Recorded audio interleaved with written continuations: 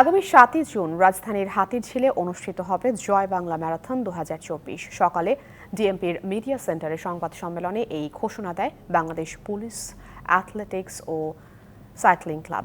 এ সময় ম্যারাথন উপলক্ষে জয় বাংলা ম্যারাথন.com নামে ওয়েবসাইটের উদ্বোধন করা হয়। সেই সাইটে ঢুকে অংশগ্রহণকারীরা রেজিস্ট্রেশন করতে পারবেন। ফি নির্ধারণ করা হয় ১,০০০ টাকা। ৪টি ক্যাটাগরিতে মোট ৫,০০০ প্রতিযোগী অংশ নেবেন। তাদের ৩ ঘন্টা ৪০ মিনিটের মধ্যে ২২ কিলোমিটার পথ পাড়ি দিতে হবে। প্রতিটি ক্যাটাগরিতে বিজয়ী ১০ জনকে পুরস্কার প্রদান সহ অংশগ্রহণকারীদের জন্য থাকবে জার্সি, মেডেল ও সার্টিফিকেট। ১৬ বছরের ঊর্ধ্বে যে কোনো নারী পুরুষ প্রতিযোগিতায় অংশ নিতে পারবেন।